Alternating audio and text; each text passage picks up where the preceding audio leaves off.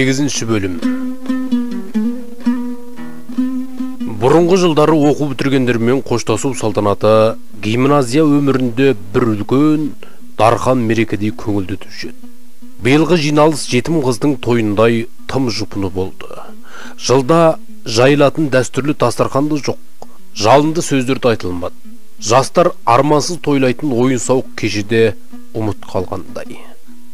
Гимназияның даңғазадай үлкен залы қаңырап постер деседі болады. Тек алдыңғы бірнеше қатарда көтерем қойдың әлі түспей жүрген мойын жүніндей боп оқу бітірген 40-30 ғана балалар отыр. Сахна жақта да көзге тартатын ештеңе байқалмайды.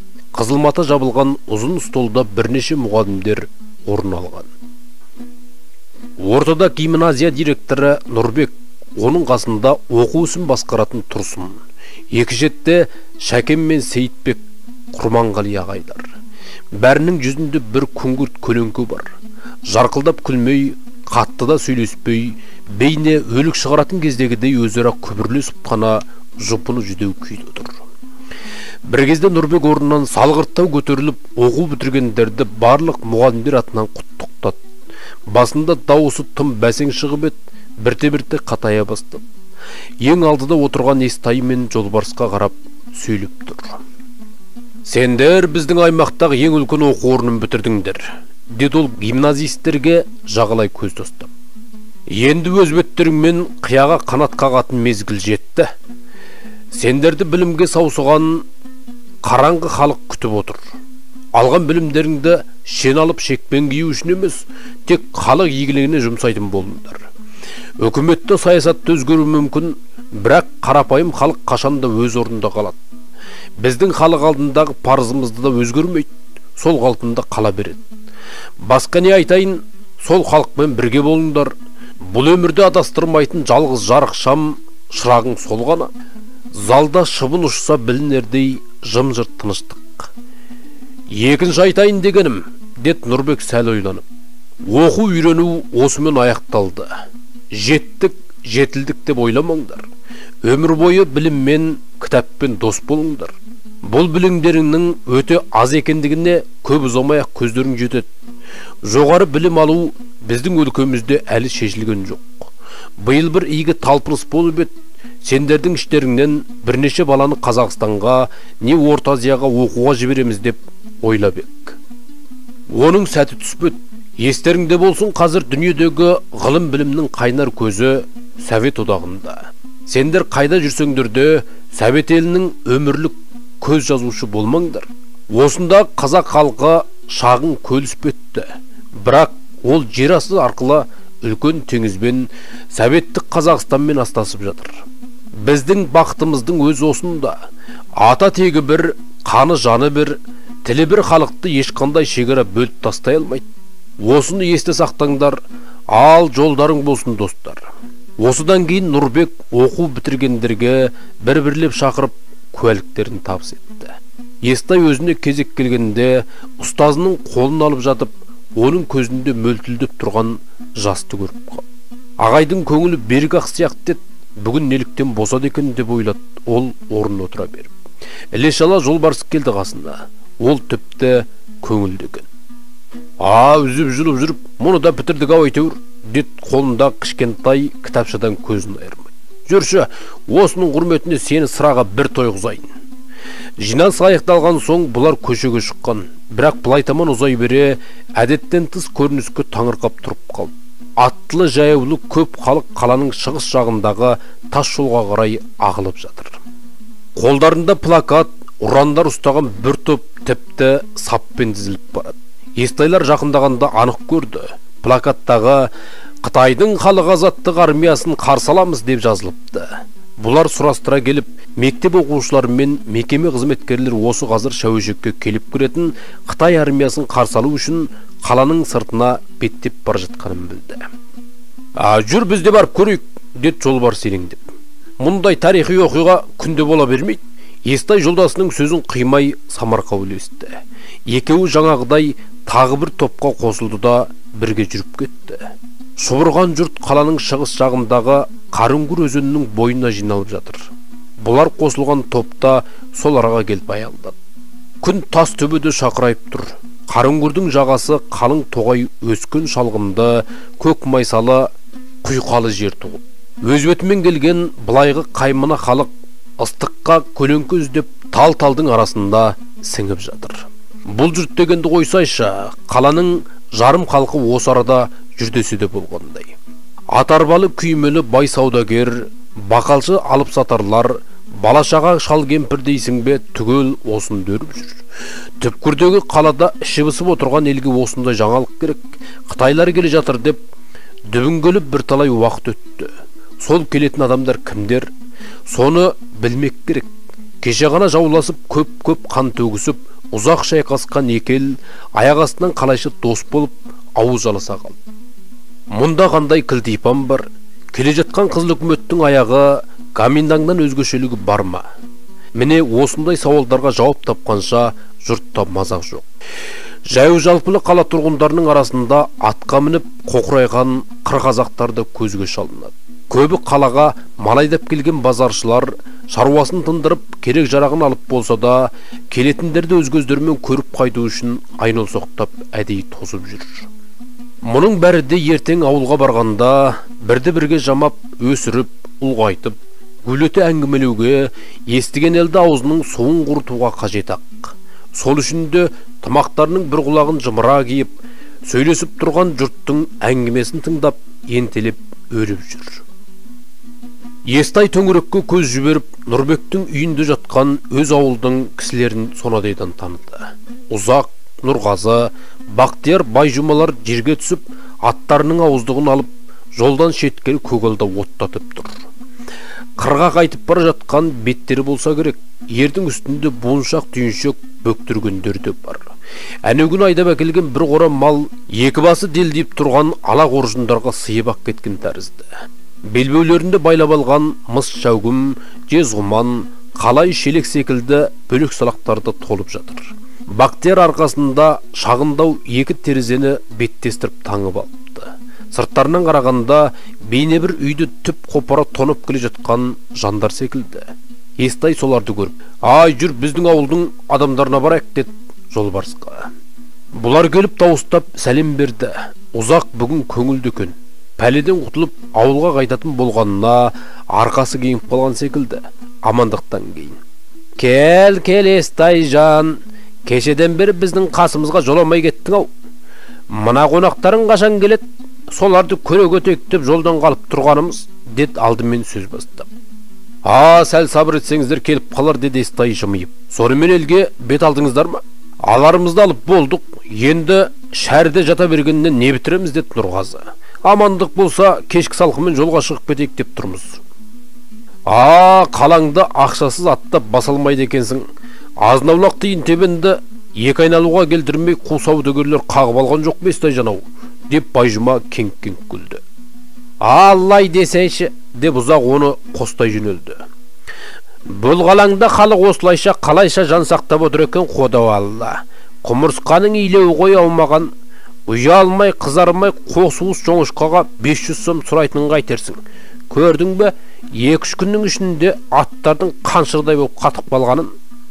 Нұрғазы Естайға қарап, «Ауылға қашан қайтасың? Ат жіберейік пе, әлде өзің көлік тауып жетесің бе?» деген.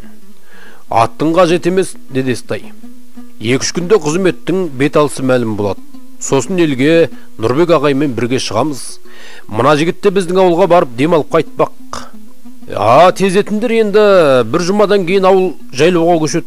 Осы кезде жан жаққа мойын соза, көпшілікке таңырқай қарап тұрған Байжұма қасындағыларға бұрылып: «Ай, Акбар да келген екен ғой, әне тұр», деді. Бәрі жабырлап сол жаққа қарасты. Топ кісінің арасында түйедей жирен аттың үстінде жұрттан иығы асып тұрған Акбар Жүзбекті Естай енді көрді. Қасында Жақып ақсақал, тағы басқа ел адамдары бар. «Сен Әбілғазыларды көрмепсің ғой, олар мына жақта жүр», деді Бақтияр жолдың екінші жағын нұсқап. Әркім түрліше жорамал айтып жатыр. «Ойпырмай, 200 бек әлі де белдерін беріспей арбасып тұр екен ғой», деді Нұрғазы. «Көрмейсің бе, біріне бірі қыр көрсетіп тас жолдың екі жағына шығып алған. Осылардың дауы не болды екен, ұлықтар не айтыпты?» десіп тұрғандар дабырласып қалды. Бірақ оларға ешкім жауап беріп үлгерген жоқ. Дәл осы кезде жұрттың назарын қала жақтан салдырлатып келе жатқан бірнеше паратты фаэтондар бөліп әкетті. Халық қақ жарылып соларға жол берісті. Олықтар ғой, аймақтың басшылары. Бастықтар келсе енді көп кешікпейді дескен дауыстар естілді. Құдды алыстан келетін қалыңдықты күтіп тұрған сияқтанып көрінді. Естай алдыңғы фаэтоннан аймақтың жаңа уәлия Хамитовтың түсіп жатқанын көрді. Оның соңынан өлкеден келген өкіл Жағыпар тағы басқа мекеме басшылары түсе бастады. Араларында әскери киімі бойына қона кеткен капитан Ермекте кетіп барады. Бәрі топталып, Қарөңгір өзенінің үстіне салынған ұзын көпірдің аузына барып тұрды. Солай қарай ілесе беттеген ыңғайлы былайғы жұртты қарулы сақшылар кейін ысырып, жолдың екі жағына тәртіппен тұрғыза бастады. Интерескен көпшіліктен ештеңе көре алмаған соң Нұрғазы ұзақтар аттарына мініп алысқан. Жұрттың назары шығыста. Тас жолдың көзден айырмай, әрқайсысы өз тағдырына қатысты аса бір маңызды оқиғаны күткендей анталасып тұр. Естайдың көз алдына осыдан 5 жыл бұрынғы 1941 жылдың жазы елестет. Ұлт азаттық көтерілісінің дәурендеп қалған шағы. Шәуешек әлде қашан азат болған. Дәл осы тас жолмен Шығыс Түркістан әскерлері қолға түскен тұтқындарды шығысқа қарай айдап бара жатты. Естай көрген топтың өзі 10 мыңнан кем болмас. Оның ішінде тоз-тоз шыққан Гоминдан әскерлері де төңкерістен қорқып ішкі өлкеге қайтып бара жатқан дәулетті бай қытайлар да бар еді. Сонда қойдай шұбырған 10 мыңдай адамды автомат асынған 30 шақты ғана салтатты жауынгердің айдап бара жатқанын көріп, Естай қайран қалғанды. Сондай қора-қора тұтқындардың талайын Түркістан үкіметі келісім бойынша Манас шекарасынан ары өткізіп тастаған. Міне, содан бері 5 жыл өтті. Жағдай қалай тез өзгерді. Бейне дүние төңкеріліп түскен тәрізді. Сондағыдай ыстық жаз, сол баяғы тас жол. Жеңімпаздар барабандатып, марш ырғағымен қалаға кіріп келе жатыр. Көп кешікпей жол иінінен машина гүріл естілді. Іле-шала кезеңнен бірнеше жеңіл казик, оның соңынан адам тиелген жүк машиналар көрінді. Ұзақ салқар көш болып баяу жылжып келеді. Алдыңғы машиналардың бірінен желбіреген қызыл ту ілініпті. Тудың бетінде үлкен бір жұлдыз, оны қоршай орналасқан тағы 4 жұлдыз бар. Көпірдің аузына келгенде машинадан түсіп бері қарай жаяу жүрген 3 адамды Естайлар анық көрді. Біреуі әскери адам, қалған екеуі азаматтық формада. Үшеуі сонадайдан қолдарын көтеріп, жылы жүзбен күліп келді де, күтіп тұрған жергілікті басшылармен амандасты. Кезек-кезек қол алысып, Қытай тілінде бірдеңелер айтып жатыр. Ойбай құшақтасып сүйісіп жатыр. Ай, мыналарын сағынысып қалғаннан сау ма? Деген сыбыста тарат көптің арасында. Көп өтпей шерудің алды қозғала бастап, аймақ бастығы Хамитов дембелше келген кексе Қытайды қолтығынан демеп машинаға мінгізді де өзі соңынан қасына жайғасты. Сірә бұл келгендердің ең мықтысы осы болса керек. Ал әскери адам мен ұзын бойлы көзілдірікті біреудің Ермек бастап жүр. Солардан екі елі айырылмай машинаға бірге мінді. Бұралқы иттей жылмаңдауын қараш деді Естай себепсіз ызбаланып. Жеңіл машиналардың соңынан кілең сұргүйімді солдаттар тиелген ауыр жүк машиналары жылжып келеді. Дұғавой оркестр Қытай армиясының қалаға кірердегі жеңіс маршын ойнады. Дүңкілдеген барабан үне құлақ тұнады. Автоматтары мен сары мойын найзалы мылтықтарының ұшын жоғары қаратып, дізіліп отырған солдаттар көктемірмен құрсанып көрер көзге аса сұсты болып шалынады. Машиналардың артына ауыр зеңбіректер тіркелген. Моторлы бөлімдер өтіп болған соң жаяу әскерлердің сапы көрінді. 4 қатар дізілген әскердің бас аяғына көз жетер емес. Арқаларында қобдидай ғып таңып алған жүктері бар. Мойындарында мылтық, автомат, белдерінде гранаталар сағылықтап барады. Аяқтарында әскери бәтіңке балтырдан сынық таңғандай етіп сұр матамен ұрып тастаған. Кілең сұр күйімді ұзын тізбек аяқтарын бір ырғақпен алғанда бауырымен жер сызып келе жатқан алып бір айдақарға ұқсайды. Бұрылыстан шұбатылып шыға жеткен әскерилердің соңын күтпей-ақ жұрт тарай бастады. Бір дивизиядан кем болмас деді жолбарыс былай шыға бере. Естай оған жауап қатқан жоқ. Манағы ауыл адамдары есіне түсіп, қоштаспақ болып солай қарай бұрылғанда. Жақындап барғанда өз көзіне өзі сенбей тұрып қалды. Дөртуылдан келген қалашылардың барлығы бір жерге бас қосыпты. Акбар мен Әбілғазының тобы да араласып кеткен. Топ ортасында жалдас торатқа мінген Жақып шал саңқылдап сөйлеп тұр. Естайдың құлағына кесек-кесек сөздер балғамен ұрғандай апанық естіледі. Ау, әзір миғұла болмасақ, ойланатын, тоқтайтын жерге жеттік білем ағайын. Құдықта жатқан бақаға аспан әлемді теңгедей ғана болып шалынады екен. Дүниеде Дөртуылдан өзге ел жоқтай, Қарамендегі жұмыртоғыстан басқа жау жоқтай көрінгенде рас. Уа, жұртым, соқыртекі ойнағандай қашанғы сипалана береміз.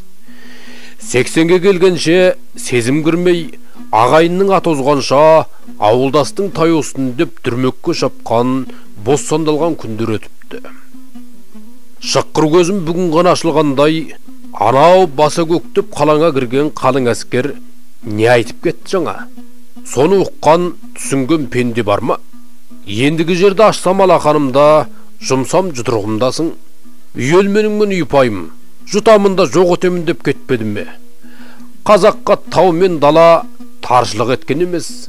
Жер тарылса енді тарылар, менде бейбақ осыны көру үшін өлмей жүрген болармын. Өспейтін ұрпақ өнбейтін дауды қуат. Менің тілімді алсаңдар, Акбар сенде, Әбілғаз сенде осы қазір елге қайтындар. Мына астарыңда қатты ауыстырып мініңдерде татуласыңдар. Сақалымның ағында, өлерімнің шағында сендерден тілейтінім осы деп кәрі сөзін шорт үзіп тастады. Және соның бәрін қағазға жазып алғандай түйдек-түйдегімен тез айтып шықты. Топ ішінен қостаған дауыстар естілді. Есіл Жақай, барды айттың. Алысты болжап айтқан сөз. Бірлік болмай тірлік бола ма? Қайран кәрі тарлан қормалымыз екен ғой, деп көңілдесіп кетті. Акбар мен Әбілғазы не істейміз дегендей бір-біріне қарасты. Екеуінің көптен бір көз түйістіріп, бетпе-бет келген осы еді. Мен көндім, айтқаныңыз болсын деді Акбар алдымен тіл қатып. Жақып енді Әбілғазға шүйілді. Сен не айтасың? Негізгі даугер сенсің. Ағайынды берекесінен асырып қайда барам? Мен де көндім, деді нұр жүзді, ер бітімді ұзын жирен сақалды Әбілғазы.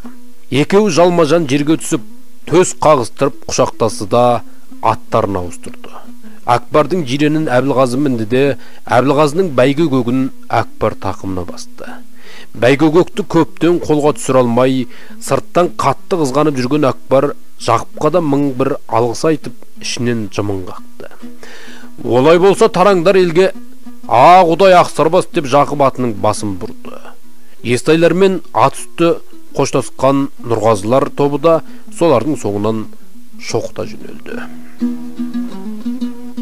Екінші тарау. Қат-қабатта. Күн ұясынан енді ғана көтерілген салқын сәскенің кезі. Шәуешек шаһарынан Қарадөң жақ шетіндегі күрең жолға түскен жеңіл тарантас артына іртік-іртік ұлпа шаңғалдырып, қырға қарай ұзап бара жатты. Жаясы төңкерілген қазандай жұп-жұмыр, қаз мойын көк арғымақ, резеңке дөңгелекті жеңіл арбаны бұйым құрлы көретін емес. Бейне бір құйрығына жабысқан қурайдай қаңғалақ қақтырып зулап келеді. Сіңірлі, әлді келген ұзын серек аяқтарын алшақ-алшақ тастап зар желгенде жолаушылардың қарсы алдынан гүлдеп жел тұрғандай болады. Жолдың екі қапталы ойдым-ойдым ши өскен, жусанды жазық дала. Күн көтерілген сайын арқасынан шым-шымдап жылы өткен қара топырақты құнарлы өлке баяу бусанып тыныс алады. Көк қасқа бетегемен аралас шаша қатып әбден толысқан боз жусанның иісі танауыңды жарып, еріксіз мас етеді. Анда-санда жол жиегіне бозша торғай көтеріліп, бірдеңесін ұмыт қалдырғандай аспанға ілініп тұрып алады да, табанда суырып салып жыр төгеді. Енді бірде таяу маңнан бөдене шақырып, жүргіншілер тақағанда лақтырған тастай әр таман ұшып түседі. Таңертеңгі даланың осынау шат-шадыман көрінісіне сүйсіне шөліркей қарап келе жатқан Нұрбек мешбетінің түймесін ағытып, тарантастың артқы таянышына шалқая түсті де, қарсы соққан самалға омырауын тосып желпініп қойды. Сонан соң алдыңғы жақта атайдап келе жатқан Естай мен Жолбарысқа қарап: «Ай, жігіттер, байқайсыңдар ма? Дүниенің рахаты далада тұр екен ғой. Қалада шаңқаға қалып, ыстыққа бөгіп қалай шыдап жүргеніміз апырау», деді. «Айтпаңыз Нұрбек аға, мен қазір тіпті түрмеден шыққан адам сияқтымын», деді Естай іле қосты. Оның жайы белгілі болды. Апаңның емшегін сорғанша асығып келесің ғой шамасы». Нұрбек күле түсіп, қалтасынан бір тал қазбек алып тартты. «Шыныңды айтшы, апаңды сағындың ба?» «Әрине, сағынбағанда».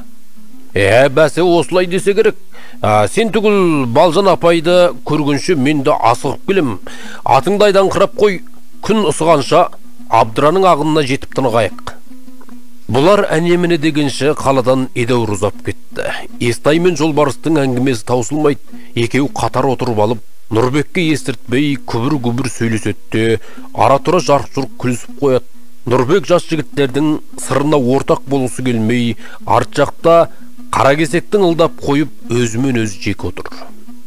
Күн арқан бойы көтеріліп қалған, кең дала алдамшы сағынға бөлініп, көз жетер жердегі жанды жансыз дүниенің бәрі өзгеріп, құбылып көзге шалынады. Нұрбек артына бұрылып қарап еді, зәулім көктеректі бой түзеген Шәуешек қаласы тіпті алысты.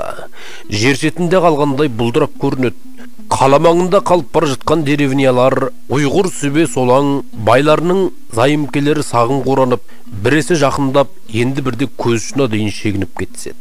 Айдалада тұрған көне қораң, құлаған ескі бейіттерде ғажайып сәнді ғимараттай сан құбылып, аспан мен жердің арасындағы мұғаллық тылсым дүниесіндей асқақтап көз тартады. Нұрбек тағы бір қызық суретті аңғарды. Оқта-текте қалаға қарай малайдап шұбырған жүргіншілер ұшырасады. Солардың бәрі де алыстан қарағанда ошарылған салқар көштей болып, төбелері көктіріп, ерекше бір ертегілер дүниесінен келе жатқан дәулердей алдамшы әсер туғызады. Нұрбектер Абдыра өзеніне таяп қалғанда бірнеше арбаға жүн тері тиген мол керуен қарсы жолықты. Крекештердің алдындағы тараныста отырған біреу атының басын тежеп, бұларға тоқтаңдар дегендей белгі берді де, өзі арбадан домалай түсіп, бер қарай бет алды. Нұрбек енді танып, кәдімгі ережеп саудагер, сонадайдан самбырлап сөйлеп келеді. «Ай, жүрісі қатты бұлғай түрі десем, өзіміздің Нұрбек екен ғой. Ай, қалың қалай бауырым, амансың ба? Қаладағы ел жұрт аман ба?» деп келе ақ қолын ұсынды. «Шүкір аманшылық, бәрі де өзіңіз көрген қалпында», деді Нұрбек салқындау амандасып. «Қай жақтан келесіз байеке? Мына төстегі Дөртуыл жағынан сауданың адамы білесің ғой. Осылай ел ақтап жүргеніміз». Ережеп қалтасынан газет қағазын шығарып мақұр көрей бастады. Сосын арбакештерге бұрылды да: «Сендер мына көліктің мойын суытпай, аяңдай беріңдер», деп айғайлады. Нұрбек күлді. «Олжалық айтқан көрінесіз, бүкіл Дөртуылды көшіріп келе жатқан жоқсыз ба?» деді. Бұл бір бөлігі ғана ғой», деп Ережеп сықырлап зорға қозғалған арбаларға көз. «Осы көлікпен тағы да 2-3 рет қатынайтындай болармыз. Ел қазір жабағы жүнін қырқып болды. Биылғы қыста мал шығыны да көп екен. Теріні жинап алудың өзі күшке түсіп тұр». Қанша сыр бермейдін дегенмен Ережеп мұртынан күліп ақ тұр. Жасы 50-ден асып кетсе де, әлі ажары таймаған, бетінен қан тамады. Дөңгелектеніп тұжырып қойған сақал мұртында бір тал ақ жоқ. Нұрбек өз еркінен тыс бір сәт оның жүзіне қадала қарап қалды. Ережеп келбетінен әр жағынан бұл үшін аса қымбат бір бейне қылаң беріп, жүрегі дір ете түсті. Екі жігіт бұларды оңаша қалдырып, былай таман барып өзара сөйлесіп тұр. Сонымен бір айда ел аралап, бала-шағаны сағынып, арып ашып келе жатқан бетіміз осы», деді Ережеп танауынан көк түтінді бұрқ-бұрқ шығарып. «Айтпақшы, қалаға Қытайлар келіп жатыр дейді ғой. Ел іші гу-гу әңгіме, бұл не сөз?» «Ол рас. Қытай үкіметінің қалаға келіп орнай бастағанына да бір жұма болды». Ережеп бетінен қаны қашып сұрланып кетті. Бәрі де баяғы таз қалпында келді десейші. Жасасын Шығыс Түркістан Республикасы деп өңештерің жыртылғанша айғайлаушы едіңдер. Ақыры жеткізген жерлерің осы болған екен ғой. Әй бәсе, біздің қолымыздан ел басқару қайдан келе қойсын? Мен өзім құлайтын үкіметті ақшасының құнына қарап біле қоям. Ендеше сол қаупіңіз айнағатасыз дәл келді, деп Нұрбек еріксіз езу тартып. Ерек-ау, өзіңіз бір жақтан келгенде сөйлейтініңіз не?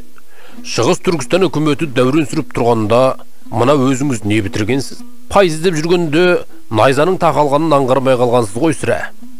Ай, сен Нұрбек, мен үйтіп қағытпа, деді Режеп қызарақтап. Мен сен сияқты қаратаяқ емеспін, кәсіптің адаммын. Саясатта менің шаруам жоқ. Ал сауда қашанда керек, мен сонда ойнап жүр дейсің бе? Бір кезде жұрт қазақтың қолынан сауда істеу келмейді деуші еді. Мен міне сол сөзді жоққа шығардым. Қаланың қу саудагерлеріне жем болып жүрген қазаққа тайынның көзін таныттым. Ал сендер не бітірдіңдер осы? Біздің ермек екеулерің бітірген жұмыстарыңды айтшы.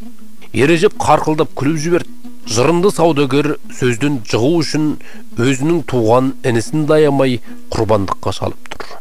Жарайды, тау қопарып тастадық деп бізде мақтан алмас. Бірақ халықтың қалтасын қағып алғаннан басқа сіздің де тындырғаныңыз шамалау, Ереке, деп Нұрбек те шымшып алды. Бұл сөз шымбайына батып кетсе де Ережеп сыр берген жоқ, қайта күле түсіп. Халықты жегенім рас, халық қазына, имам ағзамның салып кеткен жолының өзі солай. Керек десең, Мұхаммед пайғамбарымыздың өзі де жасы 40-қа келгенше сауда істеген. Оны есей деп бір тоқтат. Бар жазығым алыста жатқан шабан шардақ еліңді шайғантпен киім-кешекпен қамдағаным ба? Текке далада шіріп қалатын тертерсек, жүнжұрқасын керекке жаратқаным ба? Ережептен зиян тарттым дейтін біреу бар ма сол халықтың? Нанбасаң, ел ішінде екеуміз бірге барып көрелік, қайсымыздың алдымызда бұрынырақ жүгіріп шығар екен. Жарайды Ереке, ойнасақ та біраз жерге шаптық білем. Бұл сапар мен ақ жеңілген болайын, деп Нұрбек қоштаспақ ниет білдіріп еді. Ережеп оның қолынан ұстап жібермеді. Тақала түсіп, сыбырлай сөйледі. Өкімет ауысса, ақша да өзгеретін болар. Қалай ойлайсың? Ол жағын біле алмадым Ереке. Ақша жөнінде менен гөрі өзіңіз жүрек емессіз бе? Әй, қу балай. Балықтай жылбылдап құйрығыңды бір ұстатпайсың-ау. Ережеп кеңк-кеңк күлді. Ал сонда мынаны айтшы. Бұрынғы үкімет қайта орнаса, ана жылы қашып кеткен Қытайдың бай саудагерлерде орала ма екен? Осы жайында не білесің? Ережептің жүрегінде жұдырықтай болып, ішкен асын бойына сіңірмей жүрген бір сұрақ осы еді. Ана жылы төңкеріс басталғанда өзі приказчик боп қызмет атқарып жүрген аса бай Қытай саудагерлерінің бар мүкәммәләрін осы Ережеп басып қалыпты деген сөз барды. Сірә сол қожайын қайтып келіп, ішкен жеген қайта құстырама деген қорқыныш секілді. Нұрбек оны бірден түсінді де, өкімет ауысқанмен бұрынғы саудагерлер қайтып келе қоймас. Себебі бұл келген қызылдар ғой. Ал коммунистер байлардың маңдайынан сыйпай қоймайтын өзіңізді жақсы білесіз. Оны білеміз ғой. Қызылдар сен екеумізге ескі таныс емес бе? Деп Ережеп күлкіге жеңдірді. Манағда емес, арқасы жеңілдеп қалған секілді. Нұрбекке енді тарта сөйледі. Сен бала, менің бойыңды аулаққа салып қашқақтама. Біз қанша айтқанмен туысқан адамдармыз.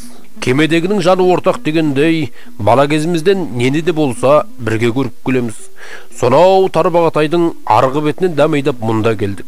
Білем, бізге деген өкпің қара қазандай, баяғыда Сақу Жамалды бермет деп, соны әлі ұмытпай жүрген сияқтысың. Бәрі Құдайдың бұйрығы шығар, сен түгіл туған қарындасымды соны айтып, күні бүгінге дейін құлақ етімді жейді. Ол бір қиын жылдар еді ғой, бәрімізге де жан бағу керек болды. Қолымыздағы жалғыз қимасымызды беріп, Нұғыманға арқа сүйедік. Оқыған азаматсың ғой, түсінетінде, кешіретінде уағың болды. Жақсының кегі жебек орамал кепкенше дейді. Өткенді жаңғырта бермей, тату-тәтті ағайын боп қалайық. Заман болса мынау тартылып бара жатқан. Нұрбек әлденеге ыңғайсызданып қозғалақтай бастады. Қабағын да сәл шыттынды да.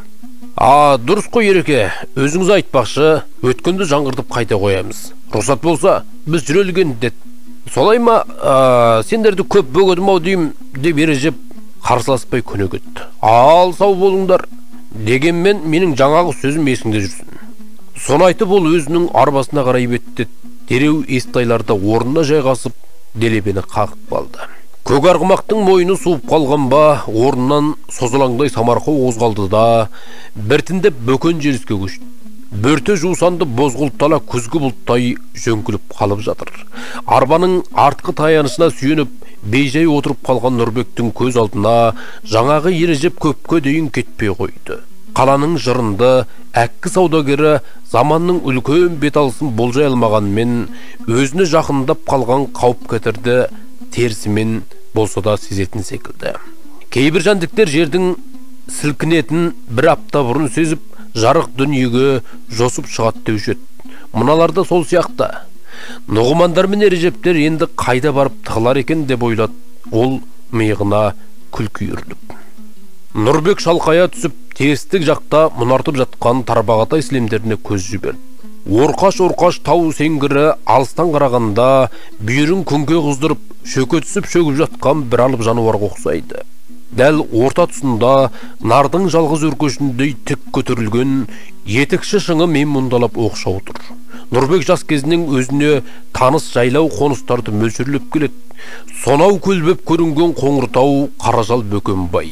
Оның батысындағы сәл жазаңдау келген жасыл белдер ой жайлау мен бала жайлау. Қазір сол мол сулы, салқын саялы қоныстар шалғынды тізеден басып, желкілдеп тұрған шығарау. Көшкен елдің алды бергі бөктерге барып та қалған болар.